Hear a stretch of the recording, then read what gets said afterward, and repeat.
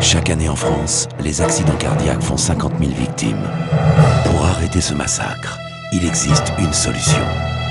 DOC, le premier défibrillateur télésurveillé utilisable par tous. Retrouvez DOC sur docsauve.com.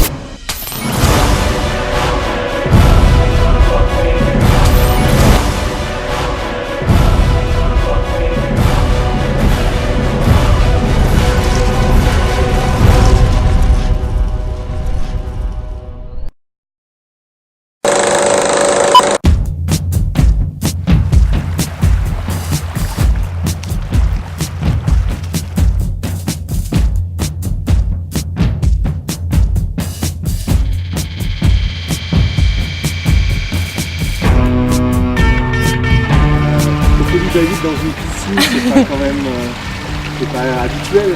Non, c'est pas trop habituel. En plus, je suis pas fan du tout.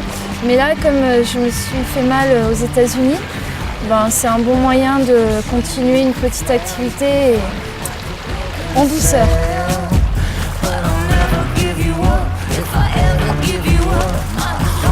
La dernière fois que je suis venu aux États-Unis, c'était l'abandon du sportif terminé. Une annonce presque de fin de carrière et puis finalement, quelques jours plus tard... Ben oui, la douleur diminuant, la motivation remontant. C'est un peu les vases communicantes. Non, mais c'est vrai que bon, je pense qu'il fallait que je digère et les coups physiques et le coup moral d'une chute aux mondiaux. Mais c'est vrai que bah là, je me dis, tiens, je vais peut-être pouvoir être suffisamment rétablie pour faire les dernières Coupes du Monde. Donc c'est le premier objectif. Et puis ensuite, j'ai réfléchi que je ne pouvais pas lâcher l'affaire sur quelque chose comme cette chute à Deer Valley. Donc je pense qu'il y a eu une succession de coups. Mais, enfin, franchement, j'avais mal partout, quoi. Et je me suis bagarrée pendant une dizaine de jours contre la douleur pour tenir le coup jusqu'à ces fameux championnats du monde. Et là, de déchausser, ça a été vraiment un peu lourd, quoi. Et je pense que c'est cette fatigue-là, toute cette énergie que j'avais mise pour rester dedans, pour rester concentrée, qui a fait que j'étais vraiment claquée. Mais d'ailleurs, j'ai dormi 2 jours. Il y a vraiment eu un besoin de se requinquer.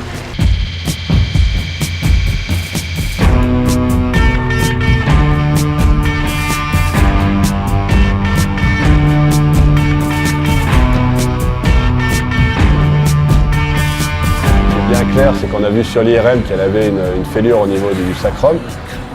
Ça la gêne pas trop. Derrière, il y a des soins qui ont été faits, donc ça a l'air pas mal.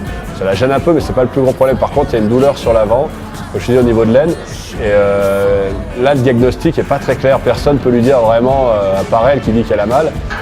Au niveau médecin, ils disent, bah ouais, c'est une douleur projetée, c'est ça, enfin bon. Donc là, la seule chose qu'il peut nous dire, c'est en faisant des tests physiques, de voir ce que ça donne. Et si ça passe, on va un peu plus loin. Et sans jamais aller dans quelque chose de très profond dans l'effort, c'est juste d'être à la limite.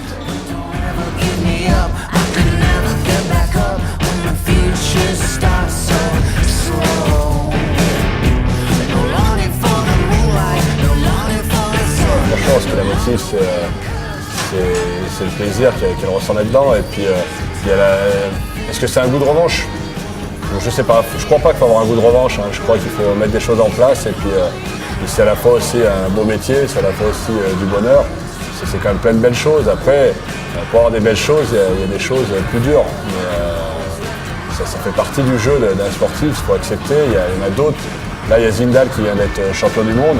Il y a 2 ans, je crois bien. Il était dans le coma suite à une chute et il est revenu et puis là il est heureux. Donc, et puis c'est ce qu'on demande à un sportif, c'est de passer ces moments-là.